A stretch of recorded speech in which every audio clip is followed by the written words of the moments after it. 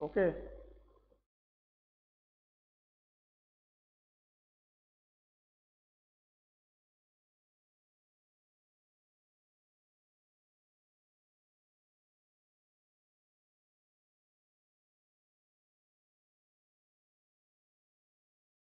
সুপ্রিয় শিক্ষার্থী,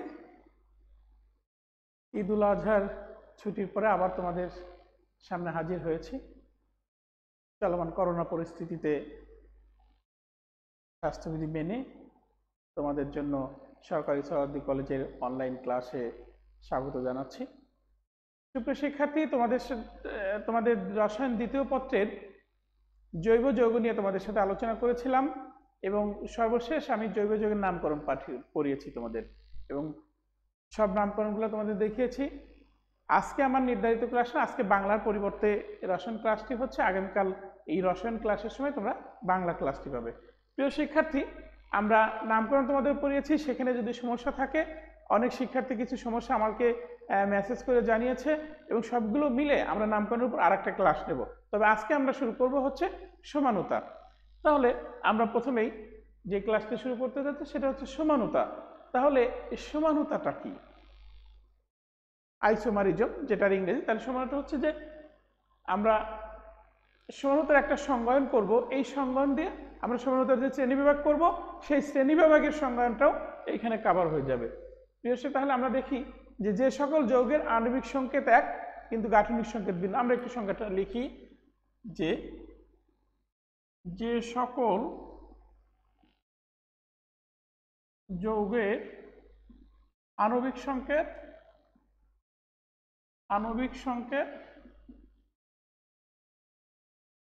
অভিন্ন কিন্তু গাঠনিক সংকেত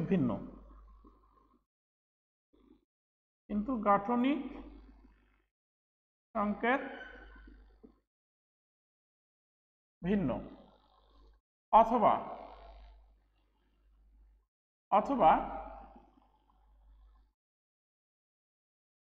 আণবিক ও গাঠনিক সংকেত অভিন্ন, কিন্তু অনুষ্ঠিত পরমাণু বা মূলকসমূহের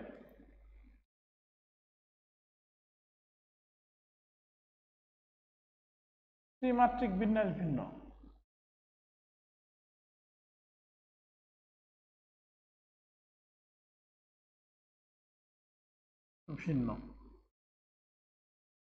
তাহলে আমরা কি দেখতে পাচ্ছি যে সকল যৌগের আণবিক সংকেত এক, গাঠনিক সংকেত ভিন্ন। আবার কি হতে পারে? আণবিক ও গাঠনিক সংকেত দুটাই অভিন্ন।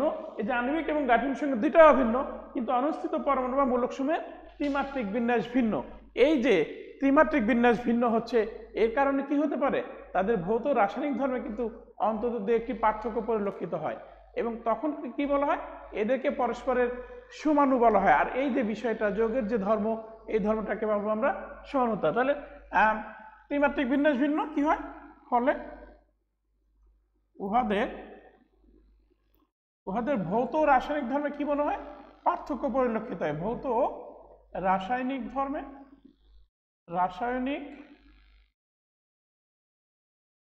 পার্থক্য পরিলক্ষিত হয়।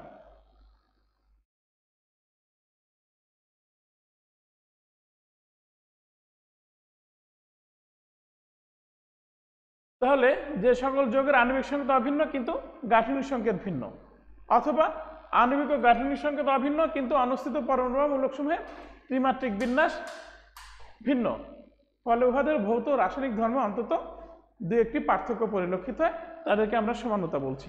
তাহলে এই বিষয়টিকে সমানুতা, আর এই ধরনের যৌগকে পরস্পরের সমাণু বলা হয়। এখন এই যে আমরা, প্রিয় শিক্ষার্থী, তোমরা একটু খেয়াল করো, আমি কিন্তু দুইটা সংজ্ঞাকে আমি অথবা দিয়ে ভাগ করেছি। একটা সংজ্ঞাকে আমি সংজ্ঞার দুইটা অংশ করেছি। এই অংশটা তোমরা একটু খেয়াল করবে। এই যে অথবা দিয়ে দুইটি সংজ্ঞার দুটো অংশকে ভাগ করা হয়েছে। অর্থাৎ আমরা সমানুতাকে প্রথমে দুই ভাগে ভাগ করব, একটা হচ্ছে গাঠনিক সমানুতা আর একটা হচ্ছে আমাদের ত্রিমাত্রিক সমানুতা। এই যে আমাদের যেটা সংজ্ঞার প্রথম অংশ, এই প্রথম অংশ হচ্ছে গাঠনিক সমানুতার অংশ এবং পরের অংশ হচ্ছে আমাদের ত্রিমাত্রিক সমানুতা। এই দুইটা বিষয়কে একত্রিত করে আমরা সংজ্ঞায়ন করেছি যে আণবিক সংকেত এক, গাঠনিক সংকেত ভিন্ন, অথবা আণবিক ও গাঠনিক সংকেত উভয়ই অভিন্ন কিন্তু অনুস্থিত পরমাণু বা মূলক সময়ের ত্রিমাত্রিক বিন্যাস ভিন্ন। এরা হচ্ছে পরস্পরের সমাণু আর এই বিষয়টি হচ্ছে সমানুতা।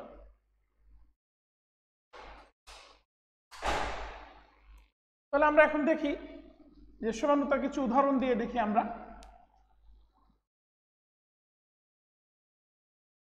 এই যে সমানুতাকে আমরা প্রথমে দুই ভাগে ভাগ করব। একটা হচ্ছে গাঠনিক সমানুতা,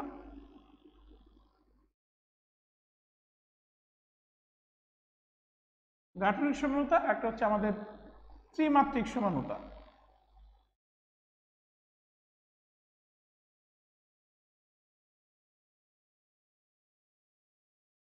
তাহলে এই যে গাঠনিক সমানুতা এবং ত্রিমাত্রিক সমানুতা, আমরা এখন যদি সংজ্ঞায়ন করতে চাই যে গাঠনিক সমানুতাটা কি, অর্থাৎ গাঠনিক সমানুতার সংজ্ঞা কিন্তু আমরা যে মূল সমানুতার সংজ্ঞার প্রথম অংশ অর্থাৎ অথবার আগে যে সংজ্ঞায়নটা করেছিলাম সেই অংশটা কিন্তু আমাদের গাঠনিক সমানুতার সংজ্ঞা, অর্থাৎ যে সকল যৌগের আণবিক সংকেত অভিন্ন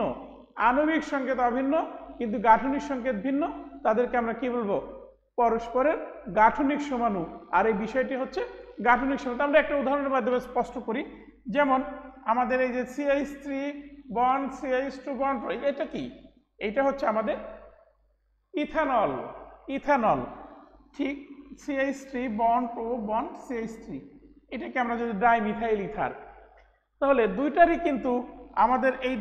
কিন্তু আমাদের আণবিক সংকেত C2H6O, কিন্তু তাদের গাঠনিক সংকেত ভিন্ন। এইভাবে এরকম গাঠনিক সমানুতাও বিভিন্ন প্রকারের আছে, সেটা নিয়ে আলোচনা করব। তাহলে আমরা প্রথমে দেখলাম যে আণবিক সংকেত এক, গাঠনিক সংকেত ভিন্ন, আর যখনই গাঠনিক সংকেত ভিন্ন হবে তখন তাদের ভৌত ও রাসায়নিক ধর্মে কি আসবে? পার্থক্য পরিলক্ষিত হবে। এই বিষয়টি হচ্ছে কি? গাঠনিক সমানুতা। তাহলে আসি আমরা এই গাঠনিক সমানুতা আমরা শ্রেণী বিভাগে আমরা দেখি। গাঠনিক সমানুতাকে আমরা 5 ভাগে ভাগ করতে পারি। গাঠনিক সমানুতার 5টা শ্রেণী বিভাগ আমরা দেখি।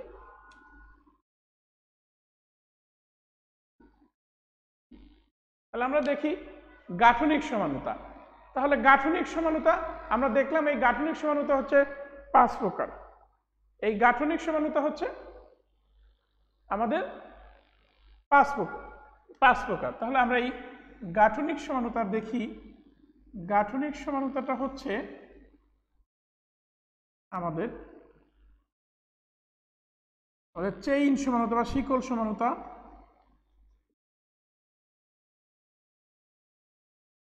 শিকল সমানুতা 2 নম্বরটা হচ্ছে আমাদের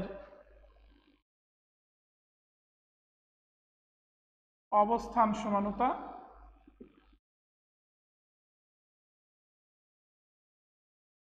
কার্যকারীমূলক সমানুতা।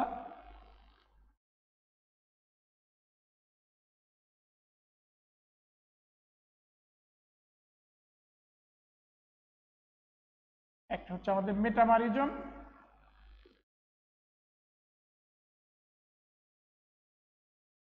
এটা হচ্ছে টটোমারিজম।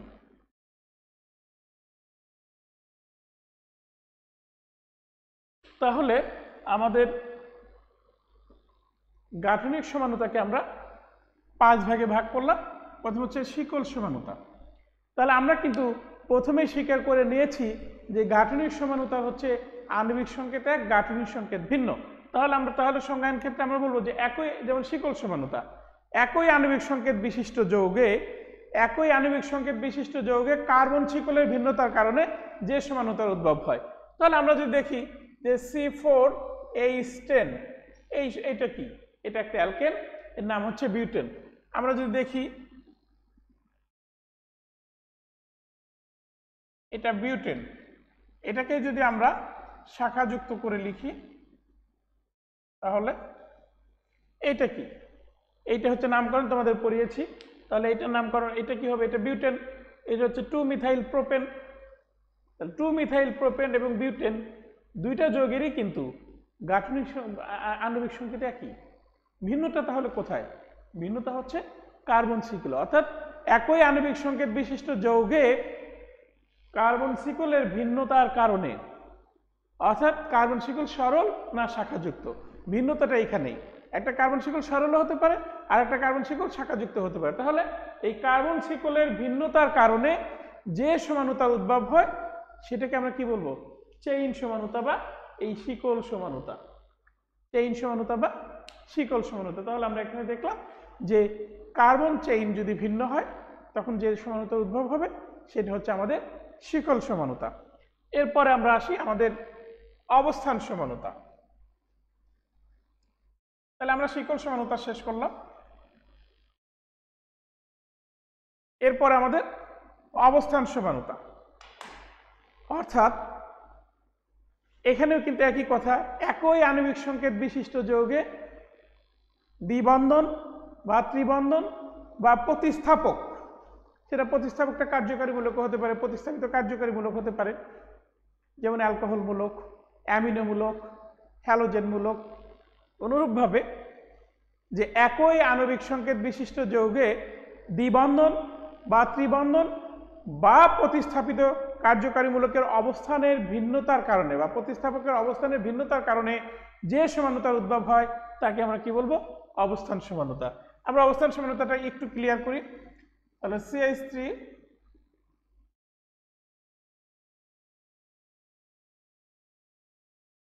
আমাদের এটা কি? বিউট অন ইন বা বিউটিন অন।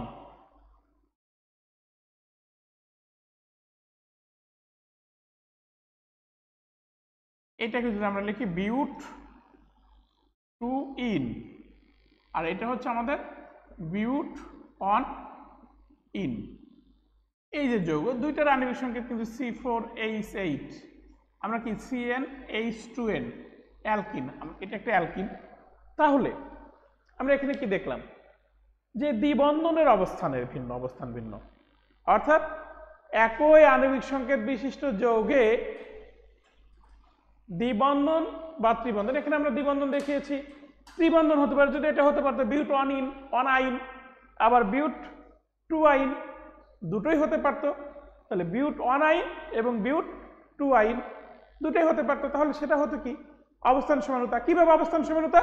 কারণ দ্বিবন্ধনের অবস্থান ভিন্ন, এখানে দ্বিবন্ধনের অবস্থান 1 এবং 2 নম্বর কার্বনের মধ্যে, এখানে দ্বিবন্ধনের অবস্থান হচ্ছে 2 এবং 3 কার্বনের মধ্যে। তাহলে এই যে দ্বিবন্ধনের অবস্থান বা ত্রিবন্ধনের অবস্থানের ভিন্নতার কারণে এই সমানুতার উদ্ভব হয়েছে, তাহলে সেটা হচ্ছে অবস্থান সমানুতা। আমি আরো কি বলেছিলাম? প্রতিস্থাপক। তাহলে আমরা আর একটা উদাহরণ দিয়ে দেখাই।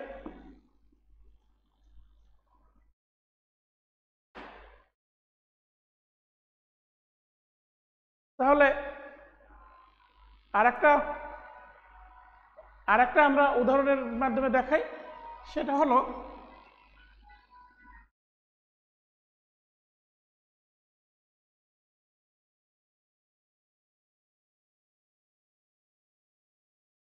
আমরা এটা দেখি, এটা কি propanol one, propanol one.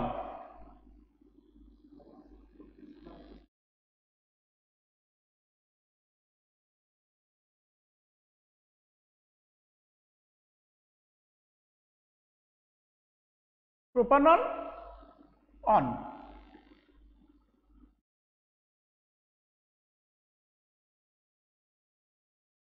Propanol two. তাহলে প্রোপানল অন এবং প্রোপানল টু, এখানে আমরা কি দেখছি? এই যে একটা প্রতিস্থাপক, এটা কার্যকারীমূলক, অ্যালকোহলের কার্যকারীমূলক, এই মূলকটা 1 নম্বর কার্বনে আছে, আবার এখানে এই মূলকটা 2 নম্বর কার্বনে আছে। তাহলে কি হচ্ছে? এই 1 এবং 2 নম্বর কার্বনের থাকার কারণে এই কার্যকারী মূলকটার অবস্থান ভিন্ন হয়েছে, তাহলে এটা অবস্থান সমানুতা। তাহলে আমরা কি দেখলাম? যে দ্বিবন্ধন বা ত্রিবন্ধনের অবস্থানের ভিন্নতার কারণেও অবস্থান সমানুতা হচ্ছে, প্রতিস্থাপিত কার্যকারীমূলক বা প্রতিস্থাপক। এখানে হ্যালোজেন থাকতে পারতো, অ্যামিনিমূলক থাকতে পারতো, তার অবস্থানের ভিন্নতার কারণে সেখানে কি হয়েছে, আমাদের অবস্থান সমানতা হয়েছে। তাহলে আমরা দুটা ক্লিয়ার করলাম যে গাঠনিক সমানতার আমরা 5 প্রকারে আমরা দুইটা দেখলাম। প্রথমটা দেখলাম শিকল সমানতা, দ্বিতীয়টা দেখলাম আমরা হচ্ছে অবস্থান সমানতা।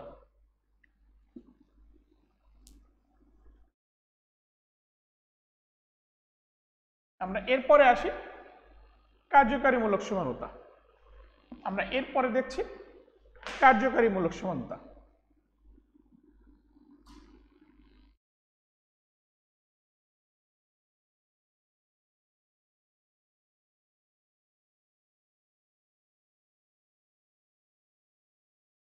এই যে কার্যকারীমূলক সমানতা, তাহলে এখানে কি আমরা কিন্তু প্রত্যেকটাই গাঠনিক সমানতা। তাহলে প্রথমে বলতে পারি, কারণ গাঠনিক সমানতার শর্ত কি, আণবিক সংকেত অভিন্ন, গাঠনিক সংকেত ভিন্ন। তাহলে এখানে আমরা বলতে পারি একই আণবিক সংকেত বিশিষ্ট যৌগে, অর্থাৎ একই আণবিক সংকেত বিশিষ্ট যৌগে কার্যকারীমূলকের ভিন্নতার কারণে যে সমানতার উদ্ভব হয় সেটাকে আমরা কি বলবো, কার্যকারীমূলক সমানতা। যেমন এই C2H6O, এটা একটা আণবিক সংকেত, দুইটা যৌগ হতে পারে, দুইটা কার্যকারীমূলক, CH3 bond CH2 bond OH, এইটা হচ্ছে আমাদের ইথানল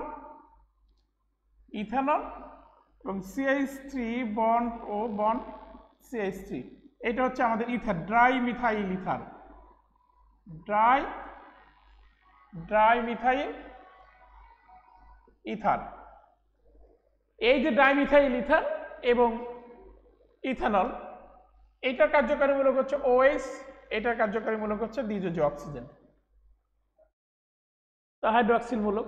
তাহলে আমরা দেখলাম যে একই কার্যকারীমূলক, একই আণবিক সংকেত বিশিষ্ট যৌগে দুই ধরনের কার্যকারীমূলক হতে পারে। এই যে দুই ধরনের কার্যকারীমূলক হলো, তাহলে তাদের ভৌত ধর্ম ভিন্ন, রাসায়নিক ধর্ম তো অবশ্যই ভিন্ন, কার্যকারীমূলক ভিন্ন, এরা হচ্ছে পরস্পরের সমাণু। তাহলে এটা কোন ধরনের সমাণু, এইটা হচ্ছে পরস্পরের কার্যকারীমূলক সমাণু। আর এই যে ধর্ম, এই বিষয়টা হচ্ছে কার্যকারীমূলক সমানুতা। তাহলে আমরা দেখি এখন আরো একটু উদাহরণ দিয়ে দেখি আমরা কার্যকারীমূলক সমানুতা, আরো একটু উদাহরণ দেই। আমরা যদি এই উদাহরণটা দেই, CHO, এটা কি আমাদের প্রোপানল,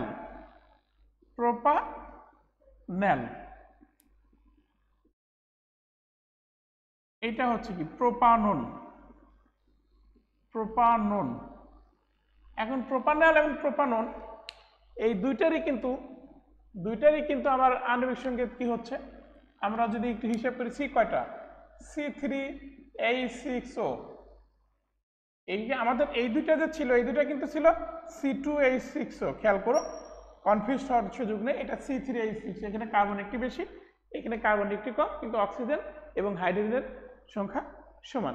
এখানে আমরা কি দেখলাম, C3H6O, এই C3H6O তে কি আছে, এই যে অ্যালডিহাইড মূলক, এটা একটা কার্যকারী মূলক, এবং CO কিটোন মূলক। তাহলে আমরা কি দেখলাম যে একই আণবিক সংকেত বিশিষ্ট যৌগ কিন্তু কার্যকারীমূলক ভিন্ন। তাহলে একই আণবিক সংকেত বিশিষ্ট যৌগে যখন কার্যকারীমূলক ভিন্ন থাকে, তখন যে সমানুতা উদ্ভব হবে সেই সমানুতাটাকে আমরা কি বলবো, কার্যকারীমূলক সমানুতা। এবং এই যৌগ দুটিকে আমরা পরস্পরের কার্যকারীমূলক সমাণু বলবো। তাহলে আশা করি বুঝতে পেরেছ। তাহলে আমাদের তিনটা গেল, আর দুটো আছে।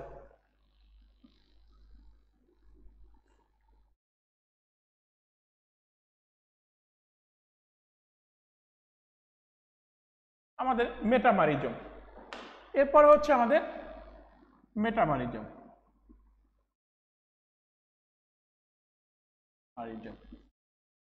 অর্থাৎ একই আণবিক সংকেত বিশিষ্ট যৌগে কার্যকারীমূলকের উভয় পাশে, আবার বলছি, কার্যকারীমূলকের উভয় পাশে কার্বন শিকলের ভিন্নতার কারণে, কার্যকারীমূলকের উভয় পাশে কার্বন শিকলের ভিন্নতার কারণে যে সমানুতার উদ্ভব হয় তাকে আমরা কি বলবো, মেটামারিজম। আমরা একটু উদাহরণের মাধ্যমে দেখি। CH3 bond CH2 bond CO bond CH2 bond CH3, এটা হচ্ছে কি আমাদের পেন্টানন 3 পেন্টানন 3,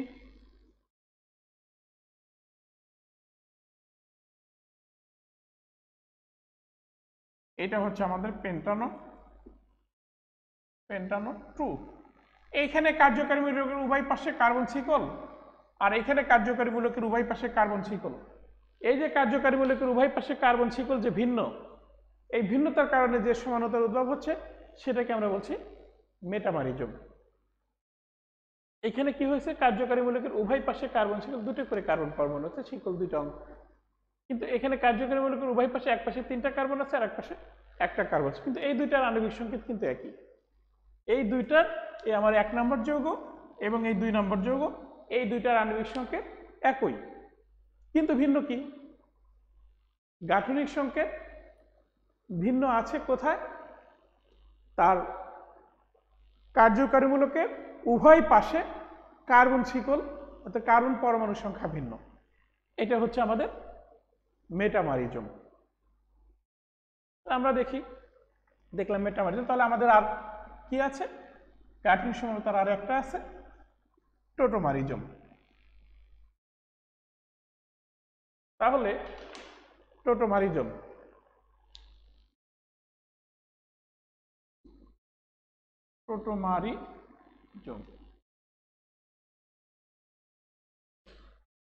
টোটোমারিজম হলো এক ধরনের গতিশীল কার্যকারীমূলক সমানুতা। কি সমানুতা? এক ধরনের গতিশীল কার্যকারীমূলক সমানুতা। এইখানে অর্থাৎ এক কার্যকারীমূলক বিশিষ্ট যৌগ স্বতঃস্ফূর্তভাবে অন্য কার্যকারীমূলক বিশিষ্ট যৌগে রূপান্তরিত হবে, তবে দুটো স্ট্রাকচারের মধ্যে কিন্তু একটা সাম্য অবস্থা বিরাজ করবে। আমরা সেটা দেখি।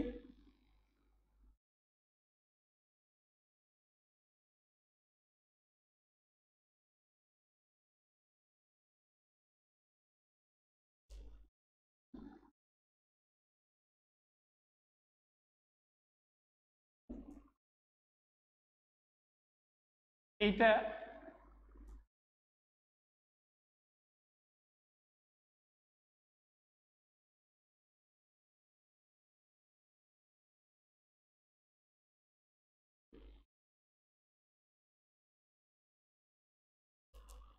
তাহলে এই যে আমরা যেটা দেখলাম টোটোমারিজম হলো এক ধরনের গতিশীল কার্যকারীমূলক সমানুতা। কেন গতিশীল কার্যকারীমূলক সমানুতা বলছি? এখানে কিন্তু এই যে দুইটা, এইটা এখানে আমরা দেখছি কিটো, এখানে দুইটা জিনিস আছে, ইন অল আছে। তাহলে এটাকে আমরা বলতে পারি কিটো ইন অল টোটোমারিজম।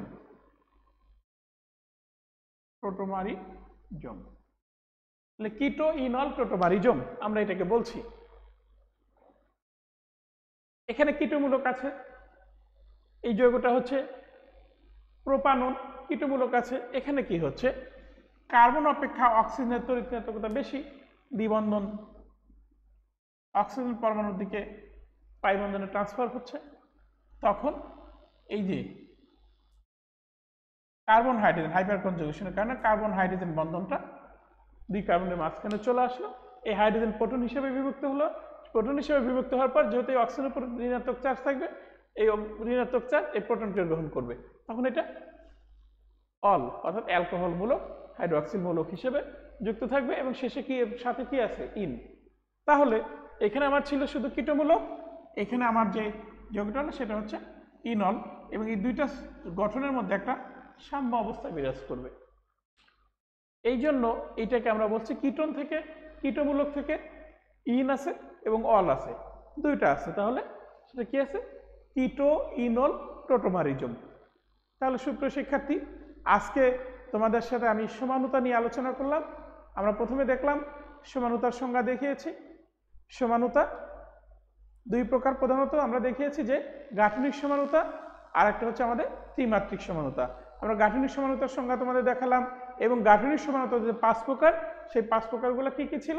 আমাদের ছিল শিকল সমানুতা, 2 নম্বর ছিল অবস্থান সমানুতা, 3 নম্বর ছিল কার্যকারীমূলক সমানুতা, 4 নম্বর ছিল আমাদের মেটামারিজম, এবং 5 নম্বর টোটোমারিজম। এই অংশটুকুই ছিল আমাদের গাঠনিক সমানুতার অংশ। তোমরা এই গাঠনিক সমানুতা গুলো বাসায় প্র্যাকটিস করবে।